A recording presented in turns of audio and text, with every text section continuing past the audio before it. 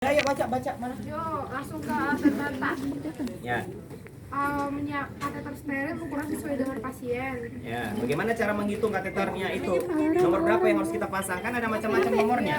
Mana? Di dalam Kalau Oh, gitu ya. Oh, ini kan enggak steril. Gimana caranya? alarm Ini ada nomornya. Ini kita bisa lihat dari sini nih. Ya. biasa baru bangun. Di sini ada nomornya. Mana nomor? Ya, di sini nomor 24. Nih. Nomor 24 ya. 8 bukan nomor 4. Nomor 8. Ini nomor 8,0 gitu ya. Terus dia di sini ada tulisan. Coba lihat di sini ada tulisan 30 sampai 50 cc atau mililiter. Jadi kalau kita selesai kita pasang, nah ini harus dikencangkan pakai balon ya. Nah, ini ya ada tulisan di sini. Jadi rata-rata yang kita berikan, contoh kita berikan di sini adalah ini kan 10 cc nih. Nah, jadi kalau ini sudah masuk, contoh ini kateternya udah masuk, ini maksudnya tulisan di sini 30 sampai 50 ini adalah kita memberikan namanya si udara. Mengembangkan balonnya. Makanya udah di kenapa dia bocor? Ini nggak ada yang baru lagi. Kateternya nggak ada yang baru. Ya Allah, maaf ya. Air mancur ya? Oh iya, ini kalau di sini tertulisnya 30 sampai 50 ya. Iya. Nanti keter yang baru. Sebenarnya ini. Nih, jadi ya. Ini contoh 10, ini 10 ya. Nah. Lagi 20. Meledak. Nah, ini ya. Putus balon kuning dah. Nah, ini posisinya seperti ini minimal ya. Jadi kita tahu. Jadi intinya adalah kalau kita sudah tahu ini adalah sudah mengembang atau tidak, pada waktu kita tarik dia ada tahanan. Nah, dan urinnya sudah keluar lewat sini. Contoh adalah kita udah kembangkan seperti ini, terus kita tarik tahanan, tetapi merembes, keluar lagi dia di sini. Ya berarti ini nggak kuat. Kan dia harus menahan kan, supaya urinnya harus lewat di sini, bukan dia bocor di kiri dan kanan. Makanya diadakanlah balon. Tapi ada beberapa efek samping yang ini balon terjadi ruptur. Ada beberapa yang sudah dipasang kateter, urinnya warna merah bukan karena penyakitnya, tapi karena perdarahan, karena ruptur. Ruptur itu terjadi namanya gesekan ataupun terjadi perlukaan di anatominya, jalannya. Ini kan di tubuh kita ini nggak boleh diapa-apain. Allah sudah menciptakan harusnya seperti ini, nggak boleh ada benda asing. Segala benda asing itu bisa menyebabkan terjadi perlengketan, terjadi perlukaan, terjadi lecet-lecet gitu ya. Ini salah satu yang kita kembangkan. Walaupun pembuluh darah kita ataupun fasika urinaria kita, ureter kita itu bisa elastis, waktu dikembangkan balon pakai 20, ini saya 20 aja udah mau pecah, benar nggak? Kan dia permintaan di sini adalah 30 sampai 50. Ini sesuai dengan alat yang bikin loh. Alat yang suruh ini bukan karena saya bilang 30 sampai 50, ini sudah penelitian. Alat ini penelitian bahwa 30 sampai 50 mili atau 50 cc ini baru ini bisa ada tahanan. Tapi ada beberapa pada manusia tertentu uretranya sangat kecil. Sehingga kita 20 saja ini sudah cukup. Jadi kalau dia sudah mengembang, kita sudah tarik tidak ada bocor dan dia itu sudah tertahan, cukup dia. Jadi kalau saya di rumah sakit, saya nggak pakai patokan ini. 10 cc dia angin, 10 cc dia pakai cairan. Gitu loh, supaya ini nggak nggak terlalu, ini kan kenceng banget kan. Jadi kalau pakai air ada lembek-lembeknya gitu loh, supaya tidak terjadi namanya ruptur ataupun luka di bagian uretra. Harus memikirkan ke sana, jangan berpikir bahwa kan pasien yang saya pasangin emangnya gue pikirin mau perdarahan nggak perdarahan, emangnya gue pikirin. Nggak boleh seperti itu, cari tahu. Makanya sudah terpasang ini nggak cuma lihat, oh alhamdulillah urinnya sudah keluar, tapi observasi lagi, Bu, ada masih rasa pengen kencing nggak? Selama dia pengen rasa masih kencing, berarti ini nggak efektif. Benar nggak? Seharusnya kalau ini sudah terpasang kencing, nggak usah ngomong lagi bahwa dia mau merasa buang air kecil.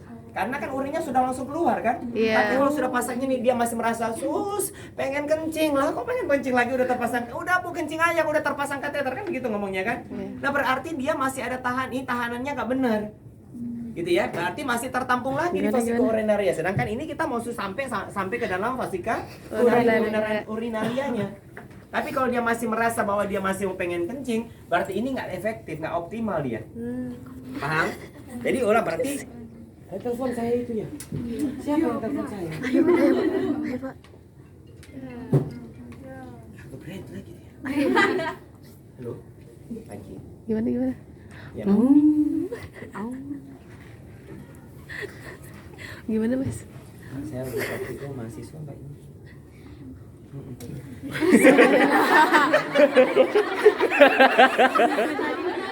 itu ya, jadi udah masuk seperti ini. Jadi pada waktu pemasangan kateter mungkin Anda waktu selesai dari ini atau masuk profesi Anda akan menjadi asistensi dulu, mengasisten dulu ya.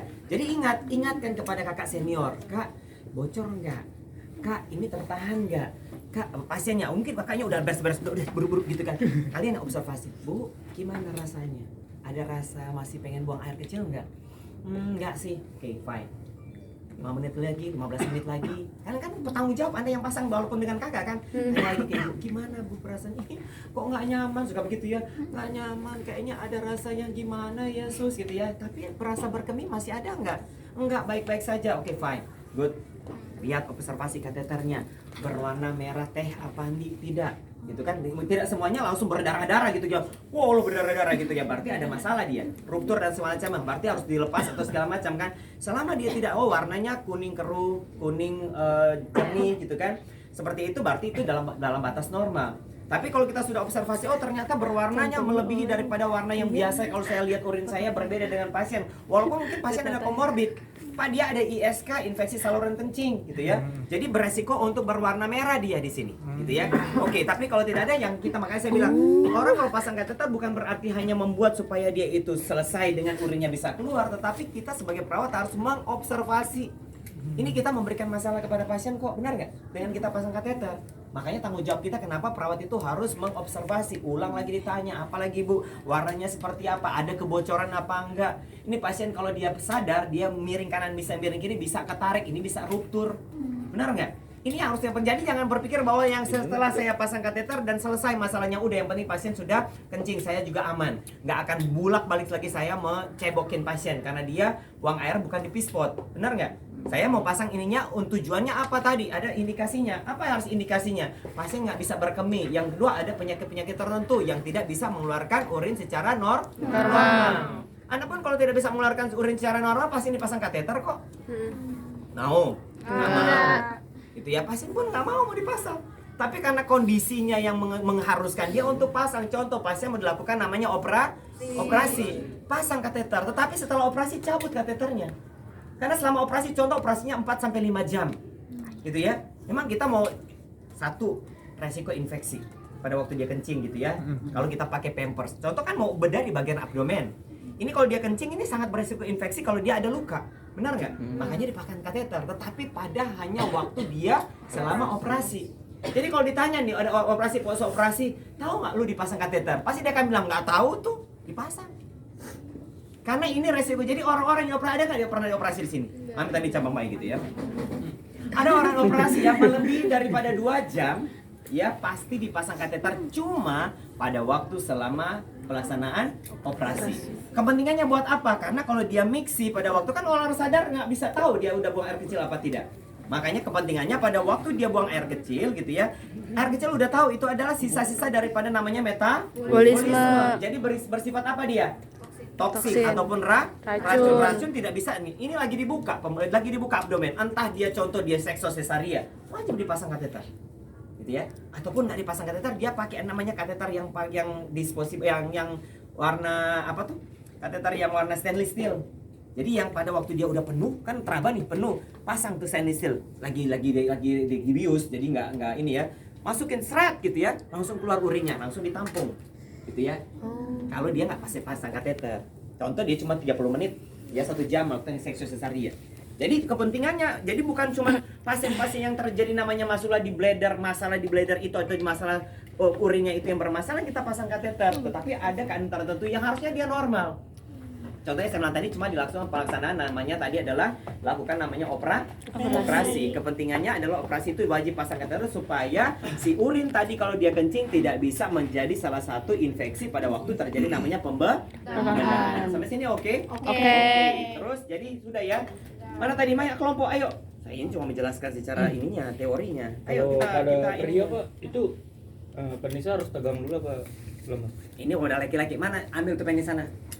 Pada laki-laki tidak boleh tegang. Gimana caranya kalau dia tegang? Ini pasti akan ruptur. Jadi pada laki-laki itu pada waktu penis itu kalau gampang sih kalau penisnya cuma 1 gitu ya. Ingat pada waktu kita memasang kateter pada laki-laki ini tidak boleh tegang. Tapi ada kalahnya pasien cewek-cewek yang memegang gitu kan, Coba dengerin. ya udah. Makanya kan kalau di rumah sakit laki-laki sama laki-laki, perempuan sama perempuan. Tapi kan laki-laki sangat sedikit tenaganya, sehingga perempuan bisa melakukan namanya pemasangan ini. Tetapi ingat, kalau dia itu sadar penuh, biasanya kita panggil perawat cowok untuk melakukan namanya pemasangan kateter pada laki-laki. Kalau pada perempuan, kecuali sudah nggak ada yang dinas dalam satu rumah sakit, nggak ada perawat laki-laki, monggo silakan perawat perempuan yang akan memasang, gitu ya. Makanya saya bilang harus sesuai gender, apalagi laki-laki tidak boleh memasang kepada perempuan. Itu tuh sesuai dengan SOP itu di rumah sakit. Tetapi perempuan boleh pasang ke laki-laki karena namanya ketenagaan. Ya, jadi bukan karena ya saya kan boleh segala macam karena ketenagaan. Harusnya kalau pasang kateter pada laki-laki karena harus tenaganya harus ada laki. Kalau di dalam satu bangsal itu tidak ada perawat laki-laki, boleh Pak cari di sebelah bangsal di sebelah, ada nggak cowok di situ, tolong dong pasang kateter, boleh, gitu ya. Jadi Anda jangan berpikir bahwa oh semuanya saya akan kerjakan. Tidak, ada beberapa, apalagi kita di orang Asia, terus dia beragama Muslim gitu ya, tidak semuhrim tidak boleh melakukan namanya. Apalagi kan ini di daerah sensitif gitu, paham ya? Jadi Anda sebagai seorang perempuan gitu ya, ya memang kalau sudah tidak ada lagi orang yang akan memasang, ya wajib kita sebagai tenaga kesehatan salah satu perawat gitu ya. Nah, yang saya bilang tadi, pada waktu kita masang kateter pada laki-laki sesuai dengan prosedurnya gitu ya. Waktu kita memasangkan, ingat nomor satu adalah ukuran diameternya. Ya, diameternya pada laki-laki kan sudah diatur berapa tuh SOP-nya? Ya pada laki-laki gitu ya. Jadi diameter daripada si kateter ini tidak boleh melebihi daripada diameter dari, walaupun ini bersifat elastis. Laki-laki perempuan ureter kita adalah elastis. Ya, bisa bisa melebar atau bisa mengembang sesuai dengan apa yang kita mau, tetapi sangat beresiko terjadi namanya ruptur ataupun luka.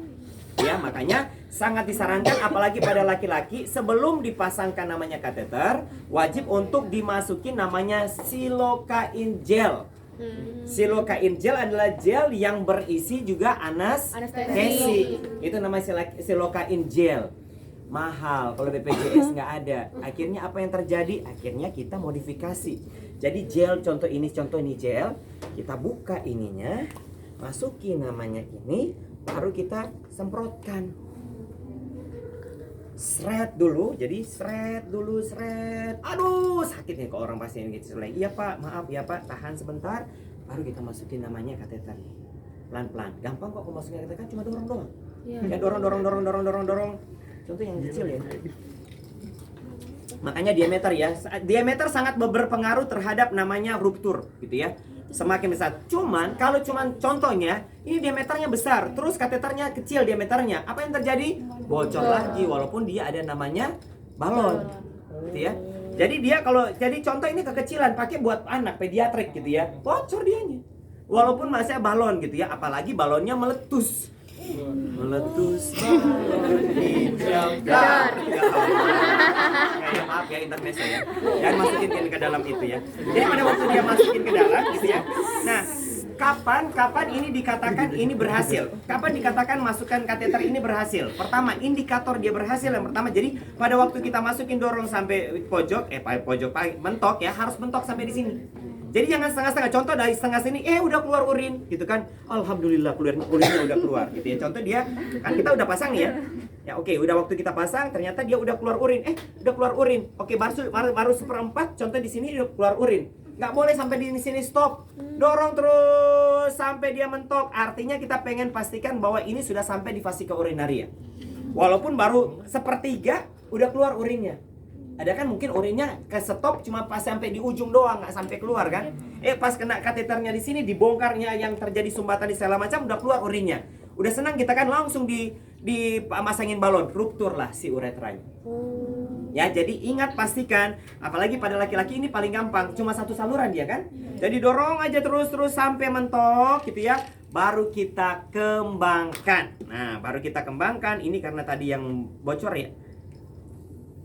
Bocor dia gitu ya. Kembangkan, kalau sudah baru kita tarik pelan-pelan. Seret 20 cc, 30 cc tarik pelan-pelan. Nah, dia udah tertahan, urinnya sudah keluar. Nah, ini yang saya bilang tingkat keberhasilannya di sini. Ini sudah tertahan, urinnya sudah keluar. Observasi di samping daripada penis ini.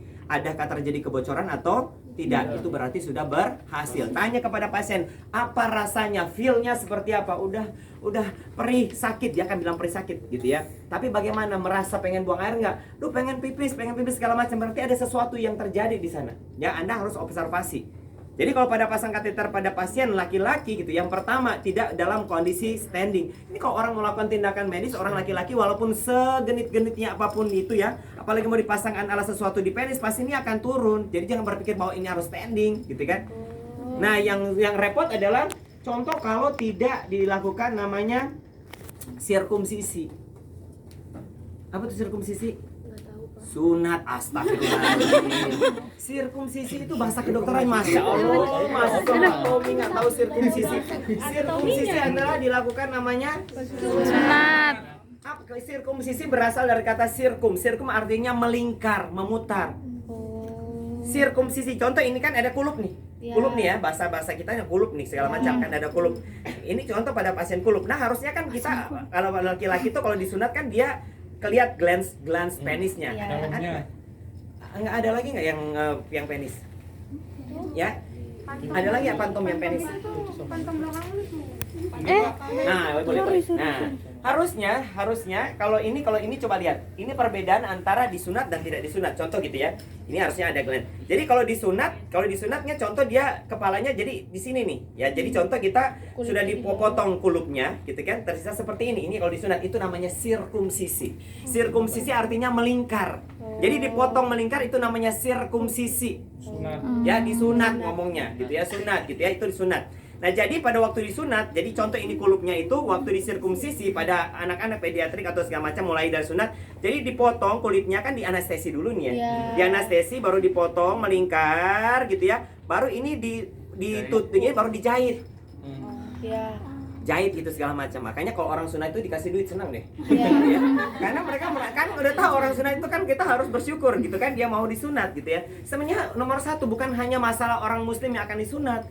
Pemikirannya ada masalah kebersihan. Kalau ini tidak disunat gitu ya, resiko kalau kita habis kencing, di sisa daripada glans penisnya itu di dalam kulupnya ini akan tersisa namanya sisa-sisa cairan urin. Sisa-sisa cairan urin atau pipis yang tersisa di dalam namanya kulup ini akan menyebabkan terjadi kerah. Kerah itu jadi namanya plak berwarna putih dan itu sangat berbau. Nah, itu makanya kenapa pada laki-laki wajib untuk cebok. Cebok itu bukan kayak perempuan, cebok gitu ya. Ini cebok karena membersihkan bagian glans penisnya. Sisa daripada urin itu yang lama bisa menyebabkan terjadi namanya kotoran. Nah, pada orang yang tidak sunat ini sangat beresiko terjadi infeksi. Sehingga kalau pada orang yang tidak sunat, pertama kali adalah desinfektan dulu. Jadi tarik dulu kulupnya, bersihkan dulu semuanya. Ini kalau pada laki, jujur aja ya, kalau pada laki yang tidak sunat itu repot.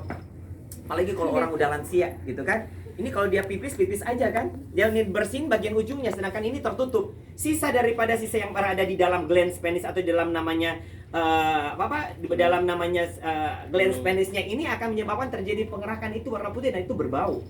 Gitu ya. Jadi itu harus dibersihkan dulu, dibersihkan pakai betadine gitu ya, segala macam. Nah, baru kita melakukan pemasangan ini karena ini memasukkan sampai ke dalam namanya fasika urinaria. Kalau bertemu dengan namanya kuman yang berada di sini sangat beresiko untuk terjadi namanya ISK minimal atau penyakit gitu ya. Jadi nomor satu adalah kebersihan daripada penis yang dijaga sebelum Anda memasukkan benda asing ke dalam tubuh pasien. Paham? Jadi Anda sebagai orang perawat jangan cuma lihat, oh sudah dapat di sana ada namanya lubang, mari kita masukkan di sana. Kan pada bagian glans penisnya sebelum ini bersih, jangan sekali-kali memasukkan namanya kateter ini yang steril.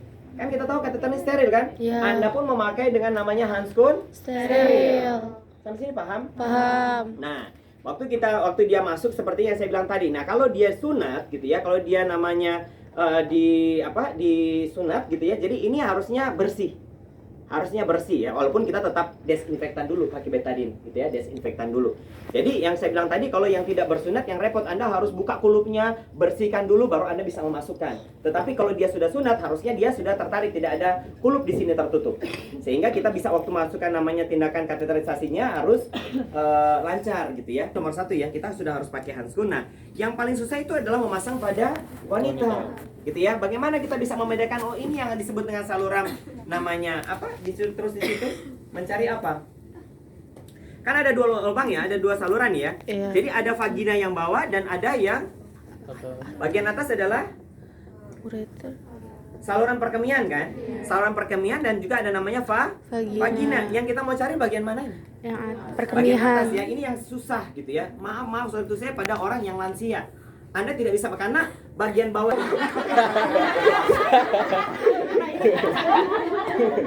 Ini bukan apa-apa. Nih, saya mau tunjukkan ya mana tadi. Bukan vagina tadi. Ah, ini maksud saya nih. Nih, bagaimana Anda bisa membedakan ini ya? Kalau maaf saya orang udah agak lansia, ini antara si saluran perkemihan dengan vagina dengan saluran perkemihan itu akan jadi satu kalau Anda lihat. Jadi kalau Anda nggak buka dulu, tarik dulu, nggak akan kelihatan. Yang Anda akan masuk malah seperti ini nih, seret. Hah, udah sampai mentok nggak dapat urinnya. Ya salah. Masuknya di vagina. Ya ini bukan ya ini kalau kita bicara tentang ini ya Anda harus ya agak sensitif, tetapi ini yang paling penting. Jadi kalau Anda sudah masukkan salah, mau sampai mentok di sini pun nggak akan keluar setetes pun karena bukan tempatnya.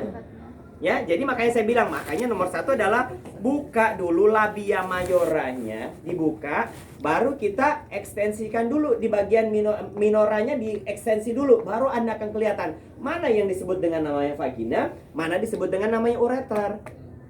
Gitu ya. Ureter ingat ya di bagian atas. Jadi kalau Anda udah nyaman, oh iya, oke Bu ya, tarik napas, masuk. Nah, itu nyaman Anda masuk. Ih, oke nih ya, dalam perasaan ini bagus-bagusan ini. Nggak ada keluar urin, lah salah. Orang masuknya di vagina. Gitu ya. Jadi artinya kalau dia masuk ke sini ya, masuk di sini pasti akan ada namanya karena di dalam namanya ureter itu ada begitu banyak saraf. Ya. Saraf itu yang akan mengasih tahu ke otak pasiennya sakit, Sus. Tapi kalau masuk di vagina pasti dia tidak akan terasa sakit daripada yang masuk ke dalamnya mau uretra. Karena di uretra akan lebih banyak saraf. Udah menciptakan seperti itu. Paham? Kenapa di vagina nggak terlalu banyak sakit? Karena ini kan kalau pada orang udah dewasa melakukan hubungan suami istri kan dia vagina. Dia nggak akan masuk di bagian uretra kan? Iya. Benar nggak? Nah itu makanya nggak terlalu sakit dibandingkan dengan uretra. Uretra memang khusus untuk urin.